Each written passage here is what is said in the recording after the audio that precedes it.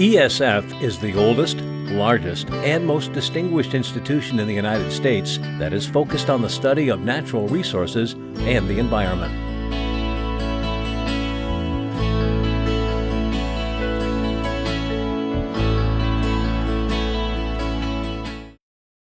Hello and welcome to this edition of Improve Your World with SUNY-ESF. I'm Dave White. We're going to follow some students in the Environmental Education and Interpretation program as they take some lessons learned in the classroom out into the field and put them into action. I'm joined by Assistant Professor Dr. Elizabeth Volta. Beth, what is environmental education and interpretation? Environmental education and interpretation are two different things, but they're very similar. Environmental education is designed to teach people about the natural world and hopefully get them really thinking about things and creating something called environmental literacy. So when new laws come about that affect the environment, they're a little bit better educated about how the laws may truly affect things. Where environmental education is designed to educate people and make them more environmentally literate, interpretation is all about making a connection to whether it's nature or culture or history. With interpretation, we really want them to make that connection, whether it's an emotional connection or an intellectual connection to the location, so they have a sense of stewardship and wanting to preserve it and protect it for future generations. In the upcoming segments, your students travel to the Beaver Lake Nature Center. What is it that they're doing there? The students are part of the Advanced Interpretation and Certification course, and as part of that course, they give programs at a couple of the local nature centers to get practice in the field. So they're doing a combination of actually environmental education and interpretation. Some are a little bit more focused on the environmental education side, while others are focused a little bit more on the interpretive side. Well, let's have a look at the first team of students and their bird watching program. We'll be starting inside here. We'll be doing a brief walk outside, no longer than 10 minutes or so, and then we'll be coming on back. You can see there are a lot of options down here. You can see multiple pictures of the birds. You can click the range map to see where you can find the birds. If you click the voice, you can hear the calls of the bird. So anyone found the voice want to play a call of the bird? And then the app we're going to use, okay, so you just slide the screen this way. The app we're going to use, you just click on that right there. Yep, try it again. There. I am not hearing anything. You're not hearing anything? You should prepare a small notebook like this, keep it in your pocket, and then you go to the field, you see a bird, oh, can't recognize it. You just jot down some very, very quick field notes. Everyone that has an iPod, we're going to go through the advanced search and look up this bird right here so that we can get a feel for how to click through the advanced search and find what you're looking for. For state, we're going to click New York, so you can scroll through and find New York, and then hit done. And then this bird overwinters in New York, so we're going to just hit February for a month. We're going to dive right in and start looking right behind me. We actually have lovely bird feeders that are frequented really often. Raise your hand if you have quite a bit of bird watching experience under your belt already. So we got some experienced bird watchers here, give or take. Yeah, that's what I always hear. Ding dong. Three black and white. That's what mommy chose too. I think that's the chickadee. If it's the ding dong. That's what I always go with. Yeah. Another one I saw here today was the American goldfinch. So you guys can kind of look that one up. They're beautiful. The yellow is so gorgeous. So now he's right down at the feeder. Everybody look at the box feeder right there. You can see him. Oh, so we're just going to gather everyone right here. You guys hear it? So that's the ding dong. So that's the chickadee. Does anybody have the chickadee up? If anybody wants to play its call, it'll call back to you. Yep, we're actually going to talk about some of this science project. Kind of look around you, look into the trees, see if you see anything. The quieter you are, the less likely the birds are going to fly away, and the more you'll hear, all right? So I know it's hard to be, you don't have to be completely silent, just kind of listen in, tune in to what's going on around you, all right? If you hear something, give a shout out. I know right away. What is that? Geese. Chickadees are in there, absolutely. And then did anyone else hear the geese in the background?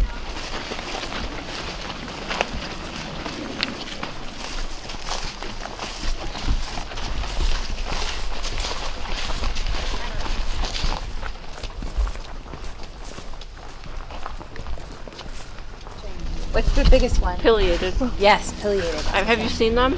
Have you ever seen them? I've never seen them. I've seen 3 of them. Oh, that's They're awesome. impressive.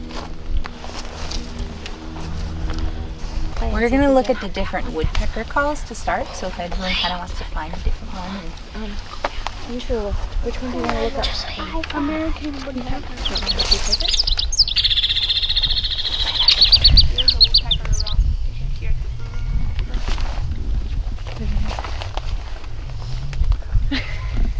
I was going to say, now it's like, is that someone's app or something? Yeah, the American crow, so that's what we just heard.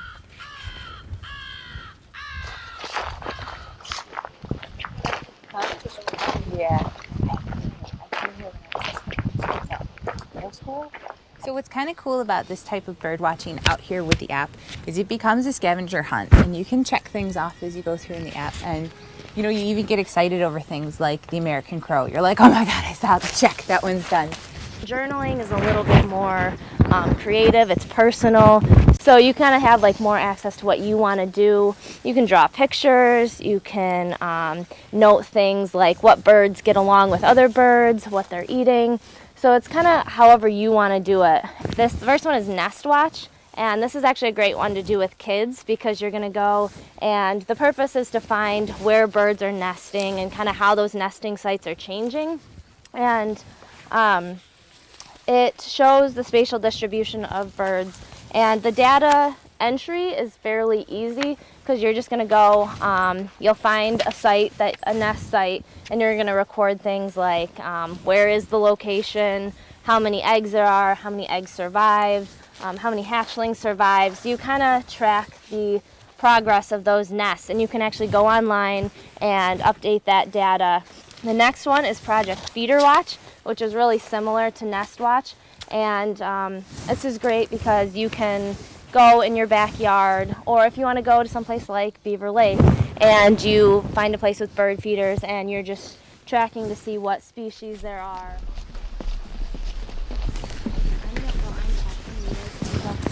Number 5 is our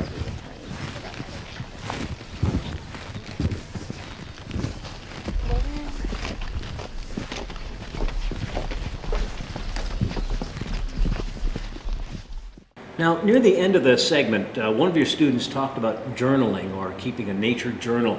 That's really something anyone can do, kind of a form of citizen science, right? Yeah, nature journaling and citizen science are 2 different things, but they can work together. Nature journaling is where people record observations in some sort of notebook. It can be written observations, they can be drawings, some people even add photographs into it. They collect information on different wildlife that they see, weather information, or maybe just even cool things that they hear or see related to nature in their journals. But the students were also talking about some other citizen science projects like Nest Watch through Cornell, where you find a bird's nest and you watch it throughout the summer and you record and make observations about that nest for them. There's a variety of different citizen science projects that people can get involved with. It just depends on their interest and their area of expertise. Coming up next, practicing good etiquette in the forest. These poplar trees are hard at work, cleaning up what was a landfill. It's a process called phytoremediation.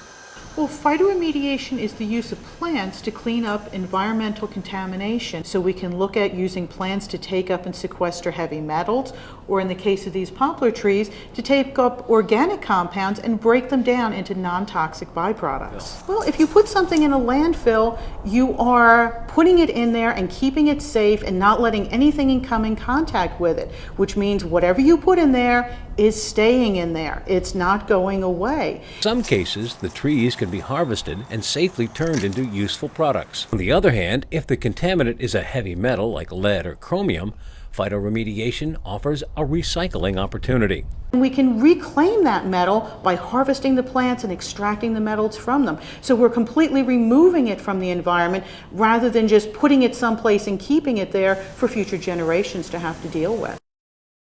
Today we're going to be giving you about like an hour talk about the Leave No Trace principles, and I was wondering, have you guys heard of them before and kind of know what they are? Nope, never. As you go in, the same as when you go out.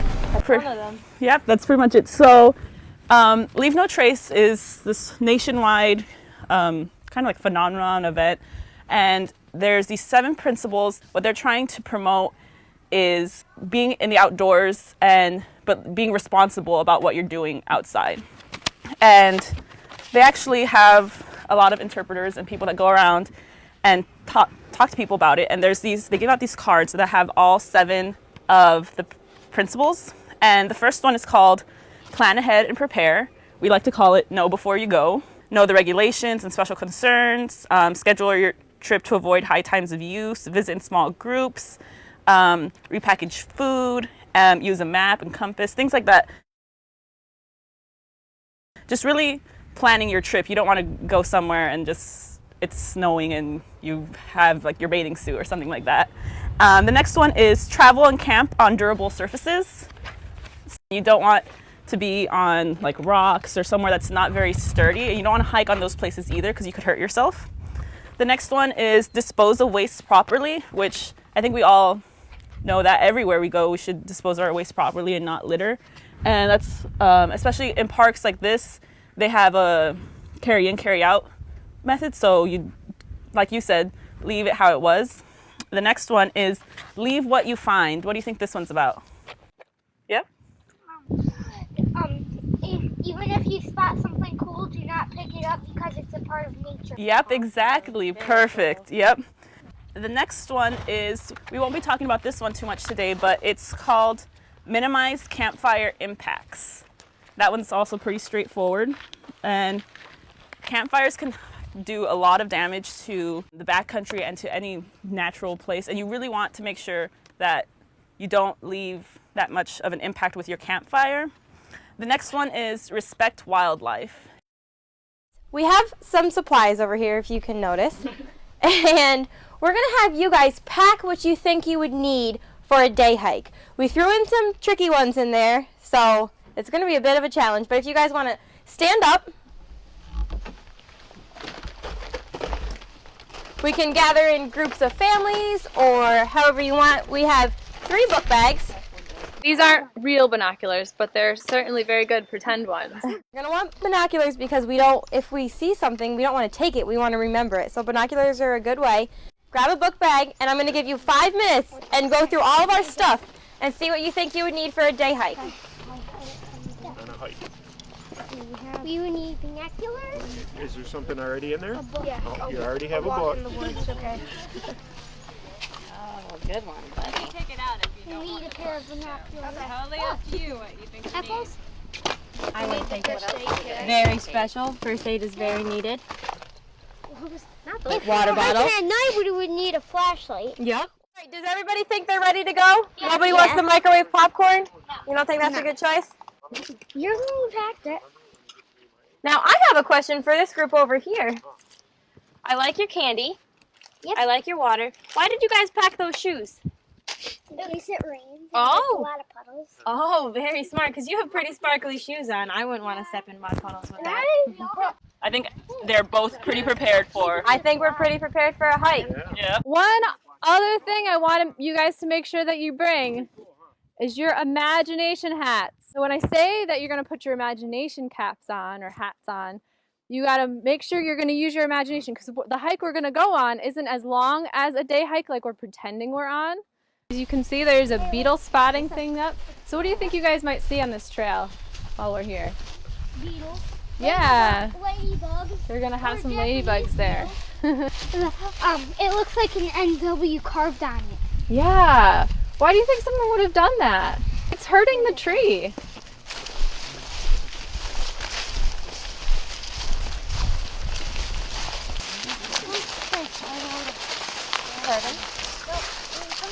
What do we have on the tree over here, guys? A ladybug. Yeah, a ladybird, lady beetle, ladybug. I'm gonna take a little break here. This is so good. Man, this is really hitting the spot. I'm gonna get some more energy. Yeah. I'm gonna get some water too. Obviously Liz is doing something very wrong right now. What did she do? Drop the wrapper. Exactly. Exactly. Oh, whoops. What should I do with it? Pick it up. Well, there's not a trash can. Oh, there we go. Yeah, so I'll bring this out with me and make sure that I throw it away when I leave, right? Well, thanks for teaching me a little bit about these leave no trace principles. Sometimes it's hard to remember all of them, so it's good to have some friends that can keep you on track.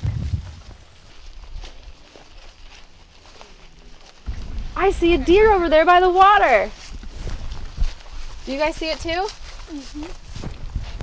Why might you see deer near the water? Because they're drinking? Yeah, that's a good place to find imagination cap. Oh. Do you see it over there?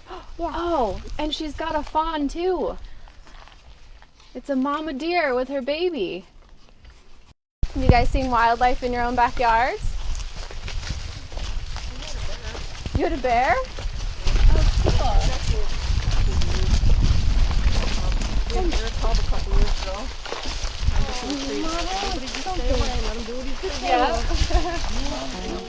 Corey and I have been busy while you guys are on your hike. We have one set of trash over here, one set of trash on the other side. We're going to do a little relay race. Each child is going to run, grab one piece of garbage, run back, tag your brother, your sister, Trevor, Liz, whoever. They're going to run and get one piece of trash and come back. And as we start to collect trash, parents and adults, what I'm going to need you guys to do is line up the trash in which way you think biodegrades first.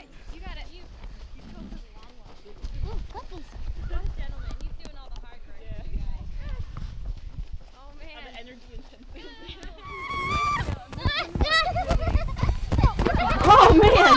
Race to the finish. All right, Mom. Here's the banana peel. I'll hold it if you want to tell me where to put it. I meant to do that. That was cool. Rather than an actual shoe. So you guys can help your mom. What do you think? What do you think would break down first, and what do you think is going to break down last? Go first? Yeah, that's going to break down, I think, last. No, I think first. that's last. Yeah. Those are some hints. What did you guys teach me when I was out there? Garbage. Remind me of. The garbage on the ground, yeah, that. The student team covered an interesting lesson in biodegradability in that segment, that even food waste thrown away in the forest can be problematic. Yes, they were creating a timeline with cards like these with different types of litter. They were trying to show that things as simple as a banana peel or orange peel that can take up to 2 years to biodegrade is just as much a piece of litter as, a glass bottle, for example. We have several examples here. Like I said, the orange peel and banana peel can take up to 2 years. But there's also things like cigarette butts, which people commonly throw outside their windows as they're driving down the road. Those take up to 1 to 5 years to biodegrade. And then plastic bags. Haven't you ever had one of those get away from you and they love to blow away? They can take 10 to 20 years to biodegrade. And this is the one that people always love to find out about. It's glass bottles. Can take up to 1 million years to biodegrade, so that's not going away anytime soon. No, definitely not. Coming up next, tracking animals in the forest.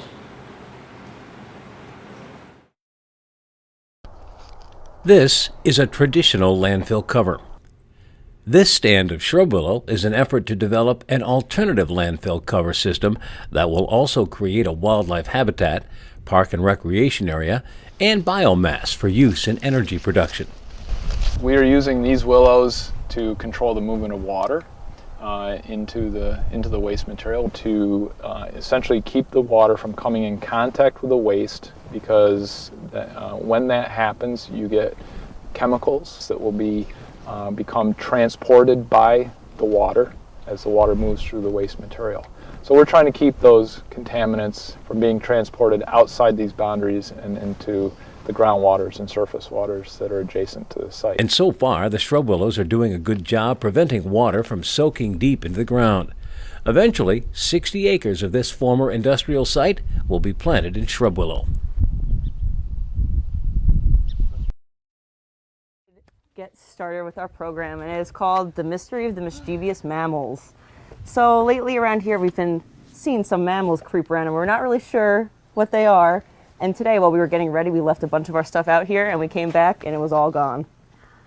We lost 7 things, so we need you guys to come out on the trail and help us find the stuff and also see what animals took them. And my name is Jessica.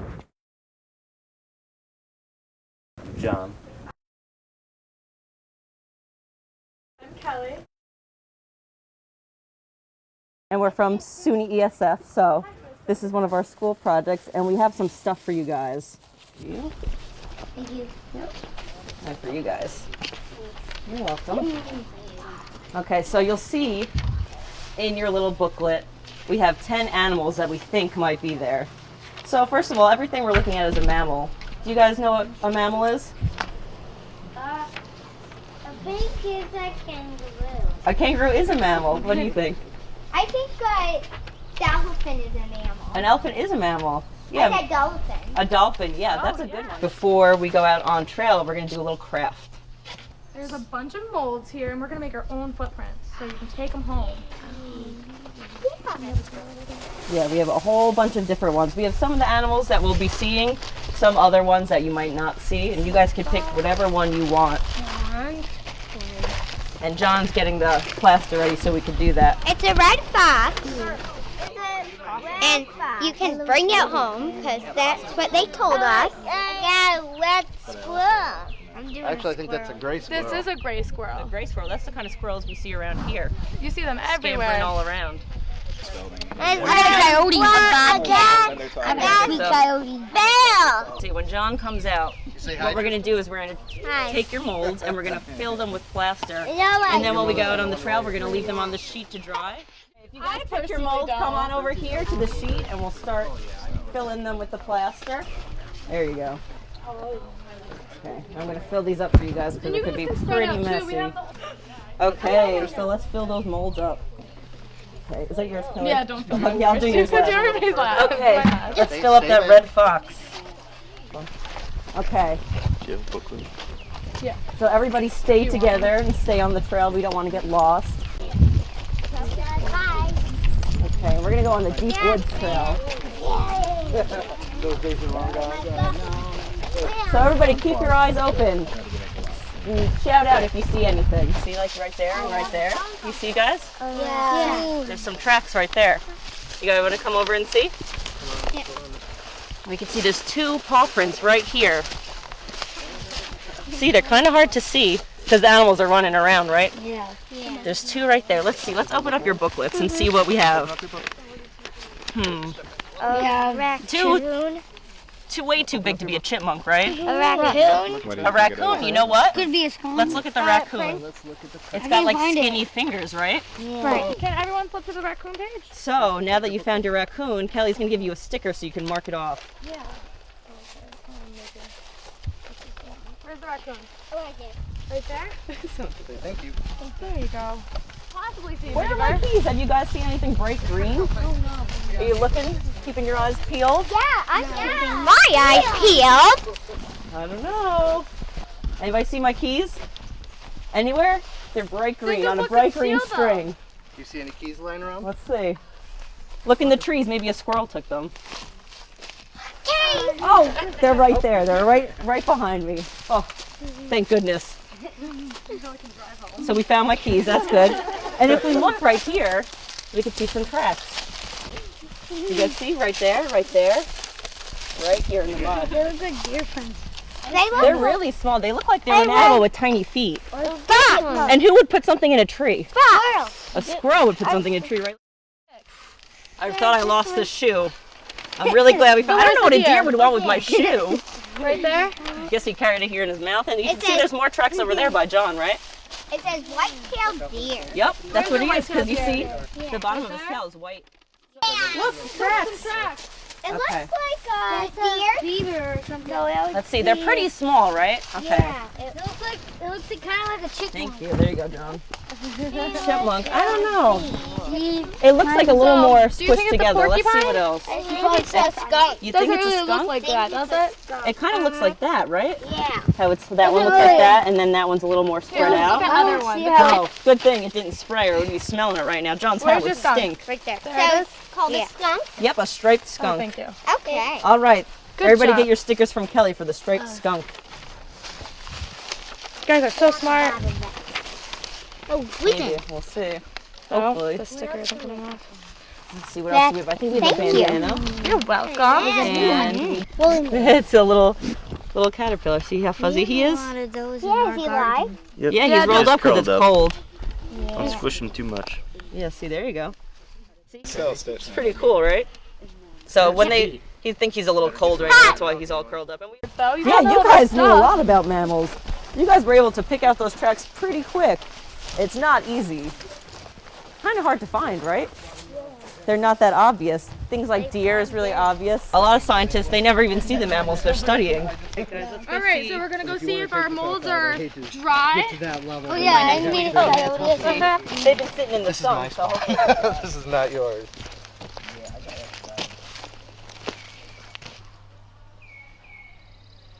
All these guys came out so nice. And just be really careful with them when you take them home, because they're while they're new, they're still pretty With the delicate.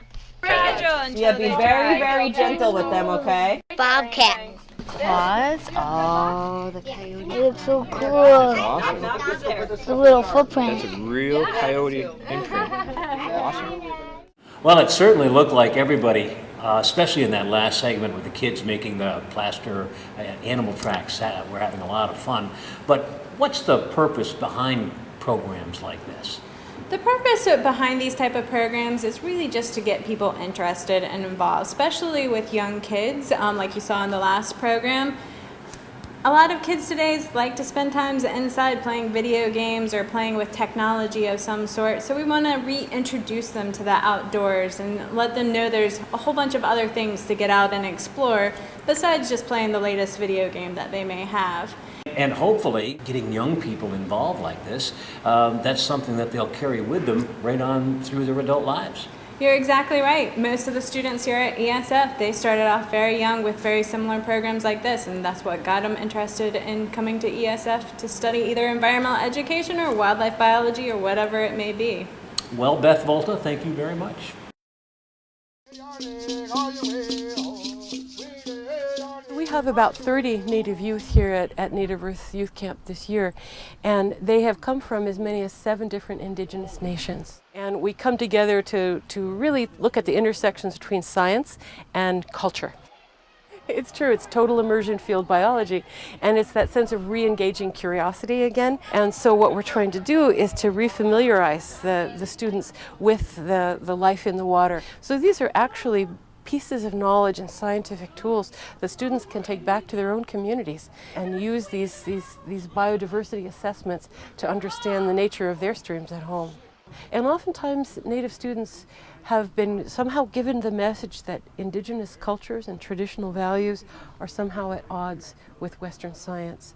But in ecology and in environmental science, we see that they can be very closely meshed.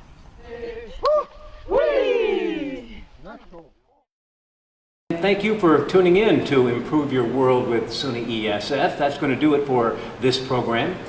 We hope to see you again next time.